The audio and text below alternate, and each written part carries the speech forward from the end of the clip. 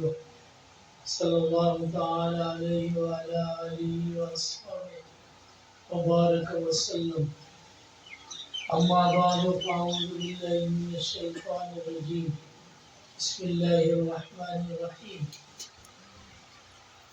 لقد من اللہ علی المؤمنین اذ بعث فیہم رسولا من انفسہم یتلو علیہم آیاتہ ویزکیہم ویعلمہم الکتاب والحکمہ وإن كانوا من قبل لفي ضلال مبين.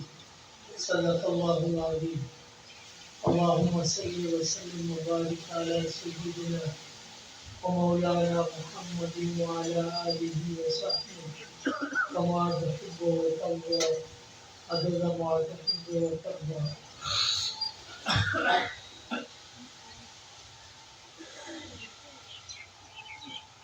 میرے محترم عزیزو، ہو سکتا ہے آپ کو آج بڑے لوگوں کو بھی پوری سمجھ آتی ہے یا نہیں. بہرحال اللہ تعالیٰ سمجھنے سمجھانے عمل کرنے کی توفیق نصیب فرمائے. جب سے کائنات شروع ہوئی ہے تو دنیا میں دو قسم کے نظریات وہ چلے ہیں. دنیا جب شروع ہوئی تو دو نظریات شروع ہوئے. ایک دنیا میں جو عقل اور دماغ والے لوگ ہیں انہوں نے ایک فلسفے کی ابتدا کی اور انہوں نے اس فلسفے کی ابتدا انسان کے عقل سے کی کہ انسان کو چاہیے کہ ذہن اور عقل میں ترقی کرنی چاہیے. اب یہ فلسفہ چلتا گیا. اس فلسفے نے کیا کیا لوگ پیدا کیے اور کون کون لوگ پیدا ہوئے. اس فلسفے کی جس کی ابتدا انسان کے عقل اور ذہن سے ہوئی، اس نے دنیا میں بڑے بڑے حکمران پیدا کیے، عیاش لوگ پیدا کیے جنہوں نے دنیا میں فساد پھیلایا. وہ لوگ پیدا کیے جو انسانیت کے دشمن جس سے پیدا ہوئے وہ پیدا کیے. اور پھر ان کی پوری ذہن کا محور یہ ہے کہ اس کائنات کی تحقیق کرو. یہ سائنس ہے، ٹیکنالوجی ہے، تحقیق کرو. اب تحقیق کا خلاصہ یہ ہوا کہ تحقیق کرتے کرتے یعنی یہ جو مصنوعات ہے اس میں انہوں نے ترقی کی. مٹی پہ محنت کی، دھاتوں پہ محنت کی، ہوا میں اڑا دیا، ہوائی جہاز تک پہنچا، انسان کو چاند تک پہنچایا، بڑی بڑی ترقیاں کی. یہ ساری دماغ کی ترقی ہے. اور اس کے بعد پھر اللہ تعالیٰ کی ذات کو سمجھنے کے لیے بعض تو اس میں سے وہ تھے جنہوں نے عقل والوں نے کہا کہ معاذ اللہ خدا تو ہے نہیں، انکار کر دیا. اور جنہوں نے کہا کہ ہے، اس نے پھر اپنی تھیوری اور اپنے دلائل قائم کیے جس میں ارسطو، افلاطون، بولی سینا اور یونان والے انہوں نے ایک عجیب قسم کے فلسفی دلائل اور منطقی دلائل کی ابتدا وہ کی ہے جس سے ایک مفروضوں کی بنیاد پر اللہ تعالیٰ کی ذات کو سمجھا. یہ جو ہم منطق پڑھتے ہیں نا، یہ منطقی دلائل اور یہ چیزیں یہ سارے مفروضے ہیں. ہاں، اتنا بڑا علم جس کو 4-5 حقائق کے سوا ان کو کوئی چیز ملی نہیں. حیوان ناطق، نائق، ذوالفقار، ذوالفقار، بس اور کچھ نہیں ملا، کوئی چیز نہیں ملی ان کو. یہ 4-5 چیزیں ملی، باقی کچھ نہیں. اور فلسفہ کیا ہے کہ یہ چیز ممکن ہے، یہ واجب ہے، یہ ہے، یہ نہیں ہے. ممکن ہے تو اس کا کوئی بنانے والا ہوگا. چلتے چلتے اللہ، نتیجہ کیا نکلا؟ نتیجہ نکلا کہ قیامت کے، آخرت کے، حشر کے منکر ہو گئے، سر کو التیام کے منکر ہو گئے. قدم عالم کا قول کیا.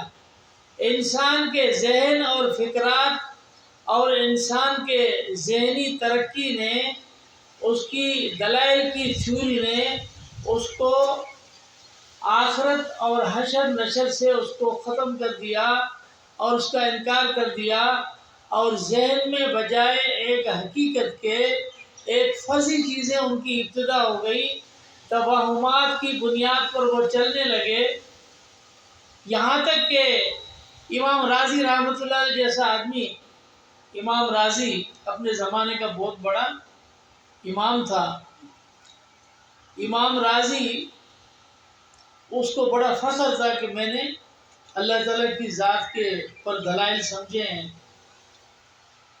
تو امام راضی رحمہ اللہ نے اس قسم کے فلسفی منطقی دلائل جو ہے 100 دلیل اللہ کی ذات کے لیے انہوں نے یاد کی تھی۔ راستے میں آ رہا تھا تو شیطان ملا اس کو،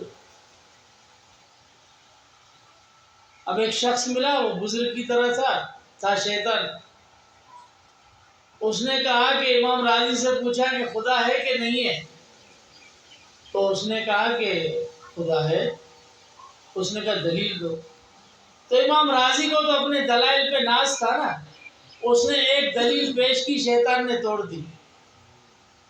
دوسری دلیل یہ تھی، سمجھو کہ یہ جتنے فلسفی تھے ان کا باپ یہ شیطان تھا، سمجھ لیں نا، ان کے سارے دلائل اس نے توڑے تو ان کا باپ تھا نا یہ۔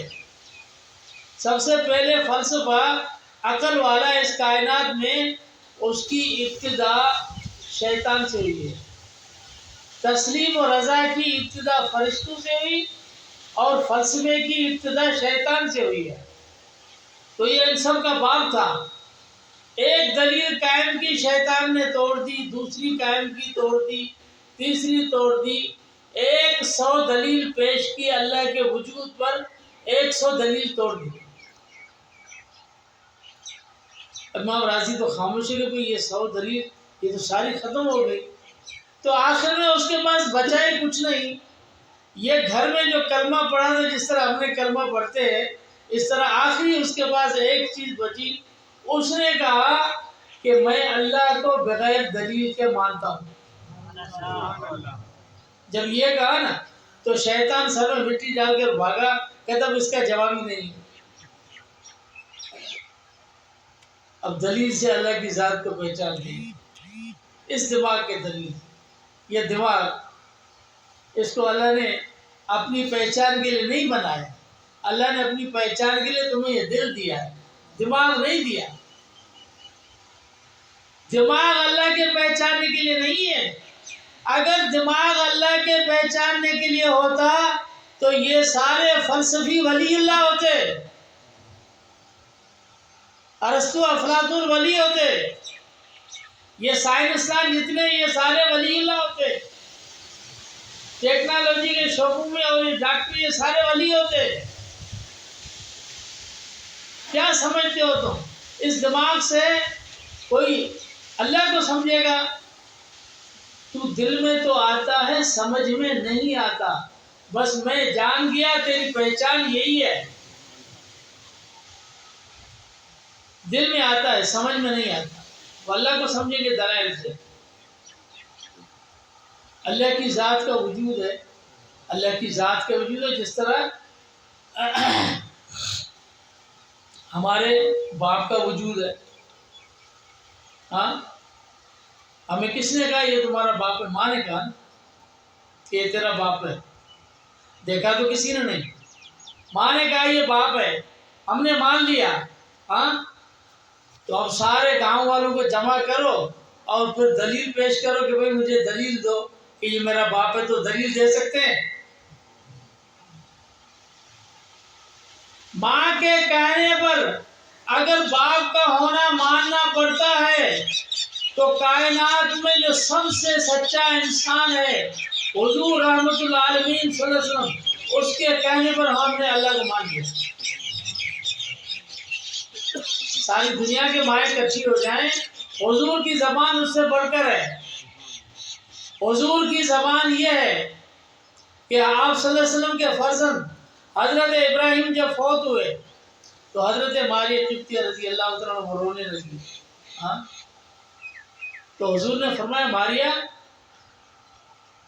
تیرا بیٹا ابراہیم اللہ تعالیٰ نے جنت میں اس کو حور دیے جو اس کو دودھ پلاتی. تو روتی کیوں ہے؟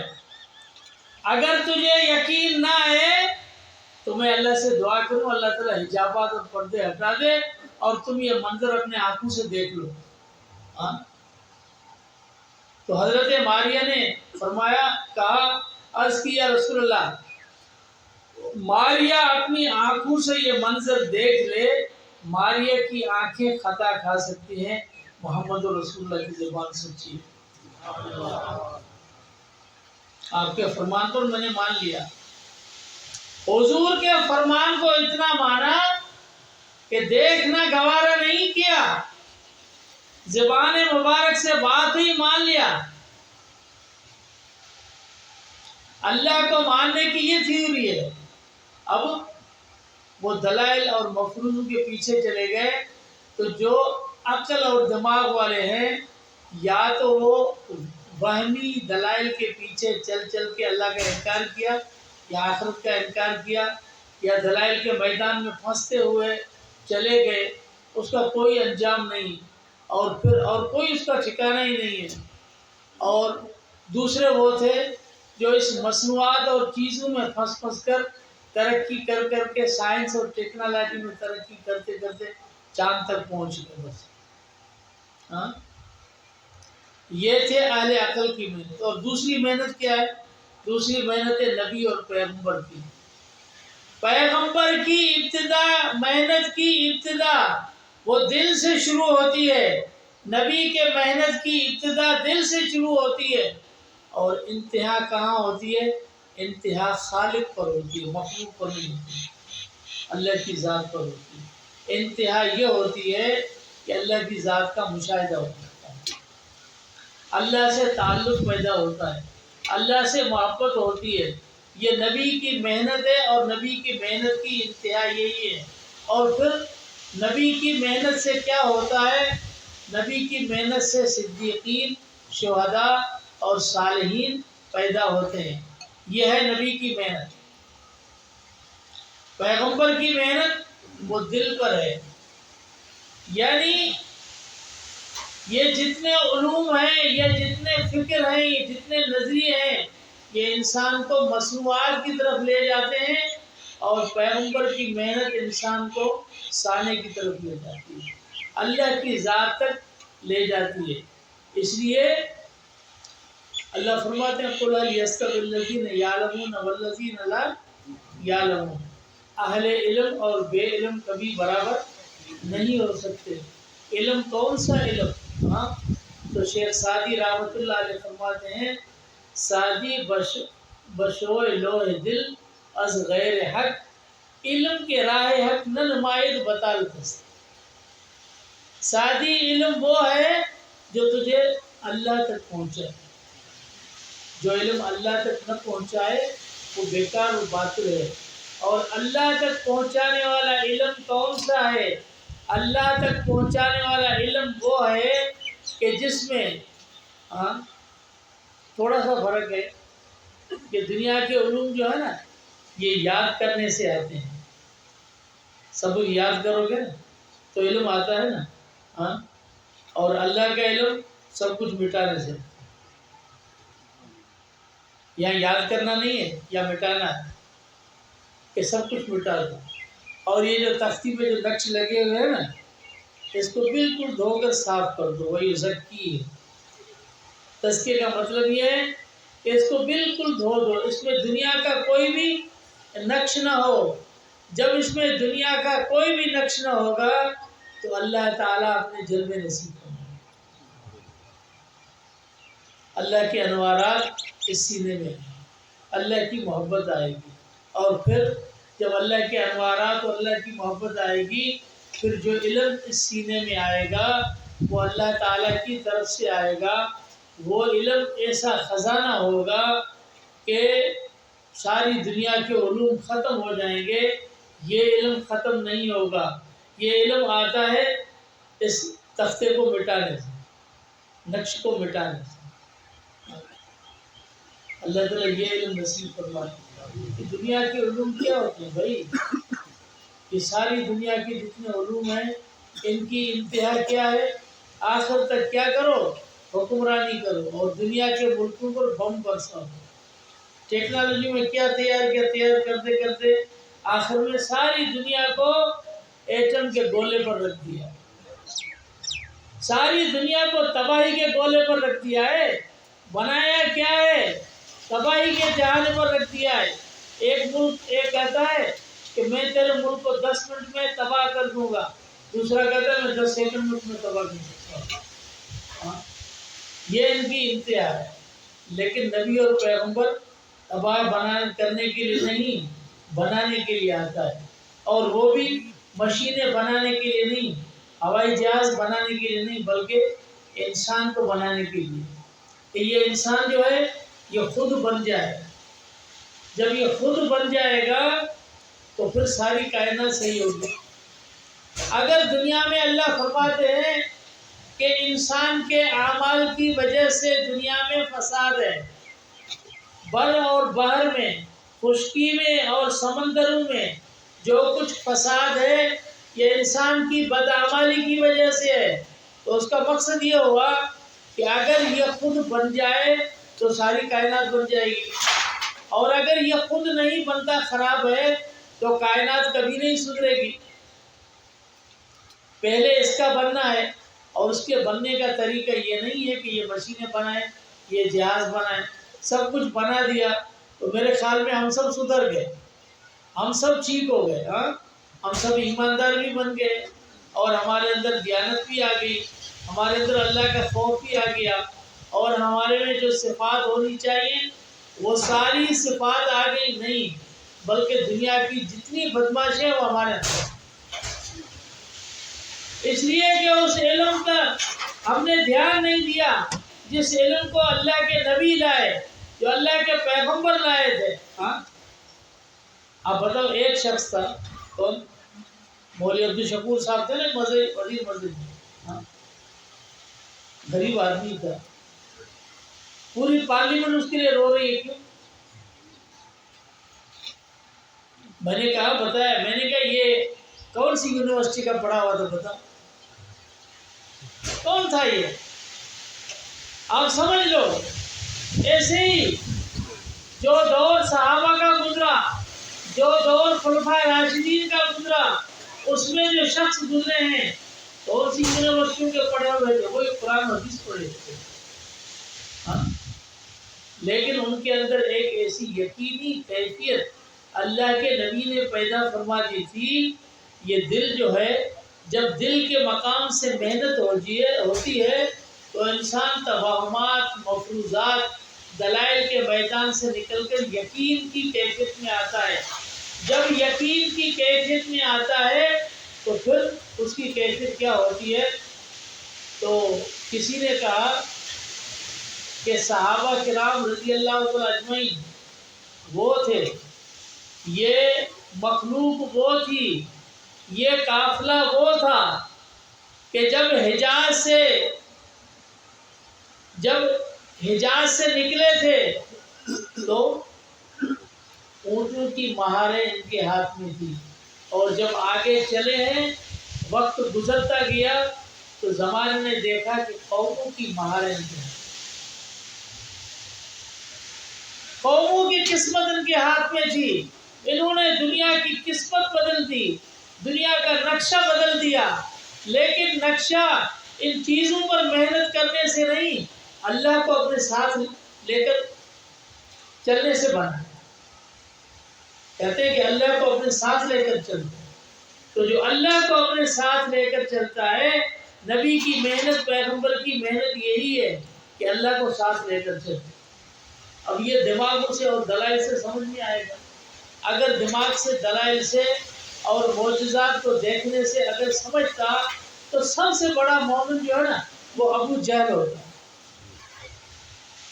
دلائل مانگنے والا ابو جہل تھا، چاند کے 2 ٹکڑے کرنے کا مطالبہ کرنے والا ابو جہل تھا، اور اس کے علاوہ اور بھی معجزات کا مطالبہ کرنے والا ابو جہل تھا، تو پھر ابو جہل نے مان لیا؟